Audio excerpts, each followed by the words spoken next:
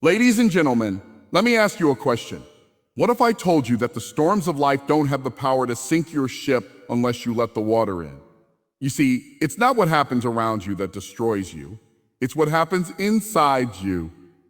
Today, I want to share with you 10 basic principles so that nothing, and I mean nothing, can affect you. Because when you master these principles, you don't just survive life, you dominate it. Let me ask you a question. Have you ever noticed how two people can go through the exact same situation, but one comes out stronger while the other comes out broken? It's not the situation that determined their outcome. It's the mindset.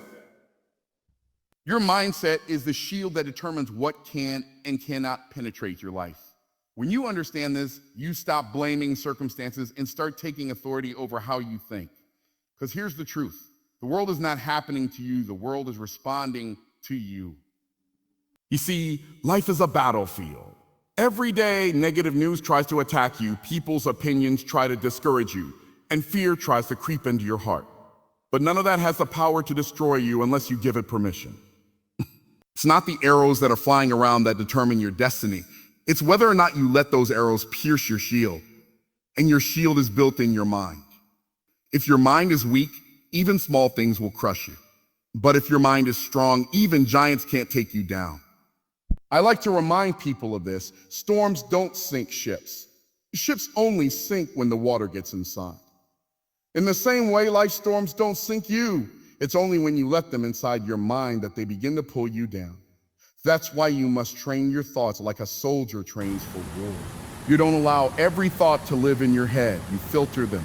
You question them. You only keep the ones that align with your faith, your vision, and your destiny. Think about this. If you walk into a dark room and flip the switch, darkness doesn't argue with the light. It disappears instantly. That's what happens when you shift your mindset. The moment you decide to think abundance instead of lack, peace instead of fear, opportunity instead of obstacle, the negativity has to flee. The light of your mindset overpowers the darkness trying to surround you. Some of you are waiting for life to get easier, but the truth is, life doesn't get easier. You just get stronger. And the strength doesn't begin in your body or your bank account. It begins in your mind. A resilient mindset creates an unshakable life. That's why the scripture says, I'll be transformed by the renewing of your mind. Because when your mind changes, everything else has to change with it. So the question is, what are you letting inside your shield? Are you protecting your thoughts, or are you leaving the gate wide open for fear, doubt, and negativity to move in? Because once you master your mindset, nothing on the outside can affect you. The storm can rage, the critics can talk, the economy can shake, but your shield will stand strong and your life will remain unshaken. Let me ask you something. If every word you spoke showed up in your life tomorrow, would you talk differently today? Think about that. Most people don't realize that words are not just sounds, they are seeds. Every time you open your mouth, you're planting something in the soil of your future. And just like seeds, words don't disappear when you release them. They go to work, they take root, and eventually they produce a harvest. A harvest might be good or it might be bad, but it will always match the words you've been speaking. That's why I say words create worlds. Your words are shaping the reality you live in right now. If you've been speaking fear, you're living in fear. If you've been speaking lack, you're experiencing lack. But if you start speaking life, you start living life. You see, the tongue is the smallest muscle with the biggest impact. Wars have been started with words. Peace has been established with words. Families have been destroyed with words, and destinies have been created with words. Don't tell me words don't matter. Now here's the hook. Every time you open your mouth, you're either building your future or you're breaking it down. And the wild thing is, most people sabotage themselves and don't even realize it. They say things like, I'll never get out of debt, or I can't do this, or that always happens to me. They don't understand that their mouth is writing the script for their life. You can't speak defeat and expect victory to show up. You can't talk weakness and expect strength to manifest. Life responds to your language. Here's a principle I live by. Never speak against yourself. Never use your words to curse your own destiny. Instead, align your words with your vision. Call things that are not as though they were. Speak abundance when you're in lack. Speak health when you're in pain. Speak possibility when you're surrounded by obstacles. Because when your words match your faith, your reality will eventually match your words. Imagine this. You're holding a paintbrush, and every sentence you speak is a stroke on the canvas of your life. What picture are you painting?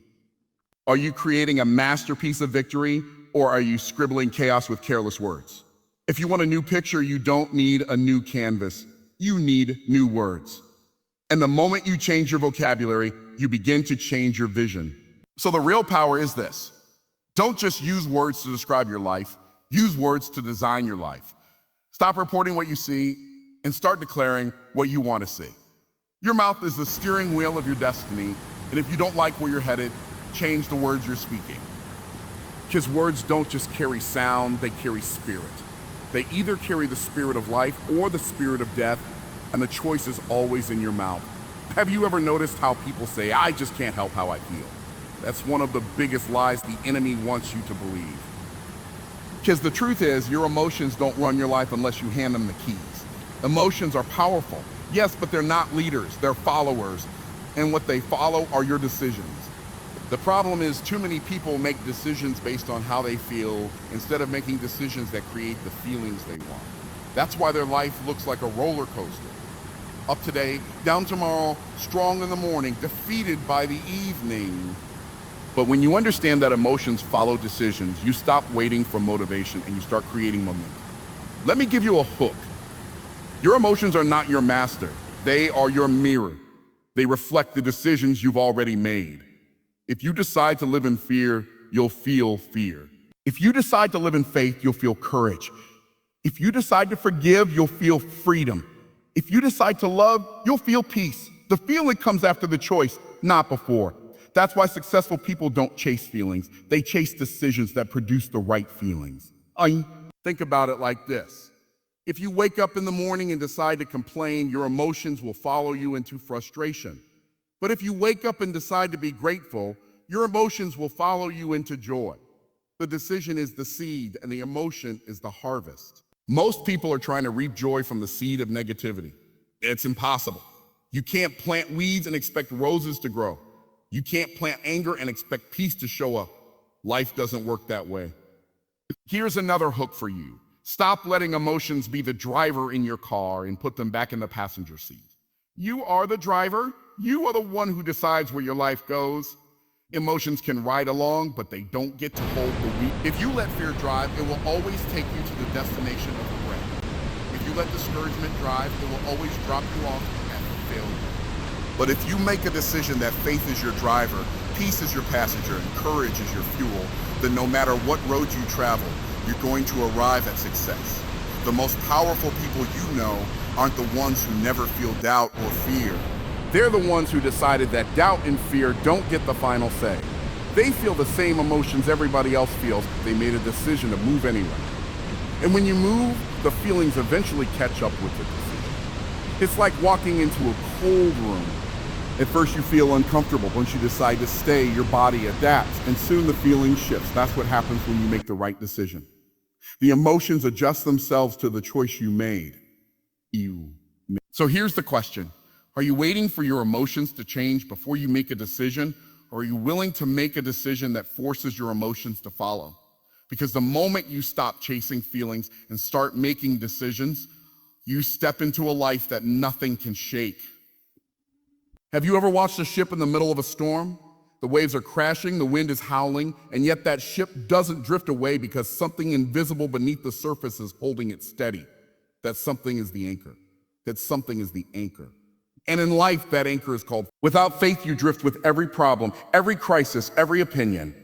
But with faith, you're grounded, steady, unshakable, no matter how violent the storm becomes. Here's the hook. Faith doesn't stop the storm from stopping you. Too many people believe faith means the problems disappear. No, faith means the problems lose the power to destroy you. Faith is the internal decision to believe God's word over the world's recorded. Faith says, I know what it looks like, but I choose to believe what he promised. Faith says, I see the giant, but I trust the victory. Faith says, I feel the fear, but I walk anyway. You see, life will always test you. Your business will go through dry seasons, your relationships will face challenges, your health may get attacked. But if you have an anchor called faith, you won't drift into despair. You'll stand in confidence because faith is not a feeling. faith is a foundation. It's not about what you see in the natural. It's about what you know in the spiritual. And when faith is your anchor, you don't collapse under pressure. Pressure just proves how strong your anchor really is. Let me put it another way. Storms reveal whether you were tied to the anchor or just floating on the surface. Anybody can smile when the sun is shining. Anybody can be confident when the bank account is full. Anybody can feel strong when the doors are open. But real faith shows up when the sun disappears, when the account goes negative, when every door seems shut. That's when the anchor digs in deeper and says, I shall not be moved. Here's another hook. Faith is not the absence of fear. It's the decision to move forward in spite of fear. You don't need faith for what you can already see, touch, or control. You need faith when the future looks impossible, when the answer isn't clear, when the path feels uncertain. That's where faith becomes your compass and your anchor at the same time. It keeps you steady while also pointing you forward. Faith is powerful because it shifts your focus. Without faith, you're staring at the waves. With faith, you're staring at the promise. Without faith, you're overwhelmed by the problem. With faith, you're strengthened by the purpose. The storm doesn't change, but your perspective does. And when your perspective shifts, your outcome shifts too. So here's the real question. When life shakes you, what are you tied to? If you're tied to fear, you'll drift. If you're tied to circumstances, you'll sink. But if you're tied to faith, you will outlast every storm. Because faith isn't just your anchor in the storm, it's your assurance that after the storm, you'll still be standing stronger than ever. Everybody wants success, but very few people want discipline. And yet discipline is the bridge between where you are and where you want to be. Talent can open the door, but only discipline keeps you in the room. Opportunities may show up once, but without discipline, you won't be ready to seize them. Here's the truth. Chaos is the natural state of life, but discipline is the tool that brings that chaos into order. Without discipline, your time gets wasted, your money slips through your fingers, your energy scatters everywhere, and your life ends up in pieces. But with discipline, you take the same 24 hours that everybody else has, and you turn them into a masterpiece. Here's the hook. Success doesn't belong to the smartest, it belongs to the most disciplined. Because discipline beats talent when talent refuses to be consistent. Discipline beats inspiration because inspiration comes and goes, but discipline shows up even when you don't feel like it. Discipline is doing what you said you would do long after the feeling you had when you said it has left you. That's where greatness is built. Think about a seed. You don't plant a seed one day, walk away, and expect a tree the next.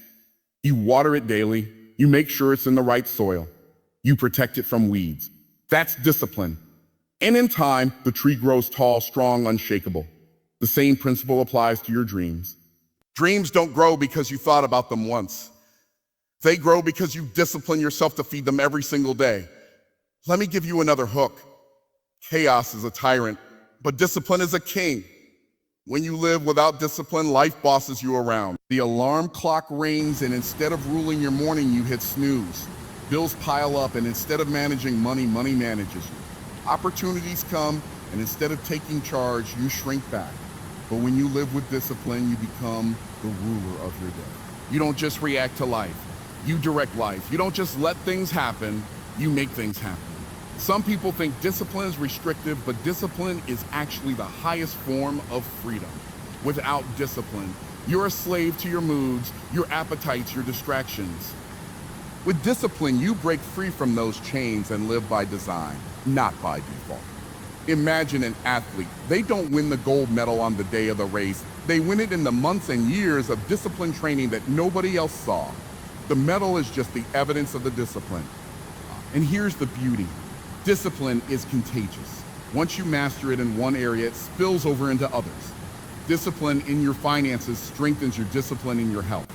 Discipline in your habits strengthens your discipline in your relationships. And before long, chaos has no room in your life because order has taken its place. So when life feels overwhelming, don't ask for things to get easier, ask for the discipline to get stronger. Because once you master discipline, you don't need perfect conditions to win. You can take chaos, put it under your authority, and turn it into order. And once you do that, success is no longer a question of if, it's only a question of when. Let me ask you a question. What if I told you that the most powerful weapon you have in the fight against negativity is not money, Not influence, not connections, but gratitude. That's right, gratitude is your superpower. Because gratitude shifts the atmosphere, transforms your perspective, and breaks the back of discouragement. You cannot be truly grateful and truly defeated at the same time. The two cannot coexist. Gratitude lifts you above the weight of your problems and allows you to see the goodness of God, even in the middle of the storm. Here's the hook. Gratitude doesn't change what's in front of you, but it changes what's inside of you. And once you change what's inside, what's outside eventually has to line up. Gratitude takes your focus off what's missing and puts it on what's present. Off what's broken and onto what's still working. Off what you've lost and onto what you still have. And when you shift your focus, your spirit rises, your faith strengthens, and suddenly the same situation that looked unbearable now looks manageable. Most people are waiting for something big to happen before they feel thankful, but gratitude isn't about waiting, it's about choosing. It's easy to say, I'll be grateful when I get the promotion, when I buy the house, when the breakthrough shows up. But gratitude that waits is not gratitude at all.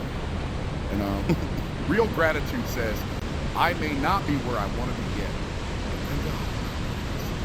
Real gratitude says, I may not have everything I desire, but I already have more than I deserve. That kind of gratitude unlocks peace in the present and attracts favor for the future. Let me give you another hook. Gratitude is like oxygen for the soul. Without it, you suffocate under the weight of stress, fear, and comparison. With it, you breathe easier, you see clearer, you live lighter. Gratitude is not denial of reality. It is the declaration that even in reality, there is still good to be found. And here's the secret. When you focus on expand, if you focus on problems, they grow. If you focus on blessings, they multiply. Gratitude multiplies what you value. Think about it like this. If someone gives you a gift and you never say thank you, are they excited to give you more? Probably not. But when you show appreciation, when you express gratitude, it stirs a desire to bless you again. The same is true in love. When you show gratitude for the little, life has a way of sending you more. When you thank God for today, you make room for a better tomorrow. Gratitude opens doors that complaining keeps closed. And here's the most powerful part. Gratitude is contagious. When you walk in thankfulness, you shift not only your atmosphere, but the atmosphere of everyone around you. Your joy lifts others, your words inspire others, your energy motivates others. Gratitude doesn't just transform your life, it transforms your environment. Becomes a shield against negativity and a magnet for blessings. So the real question is this, are you walking in gratitude daily, or are you waiting for something to change before you say thank you? Because the truth is, when you choose gratitude, you already have the change. Gratitude doesn't just prepare you for the blessing. Gratitude is the blessing.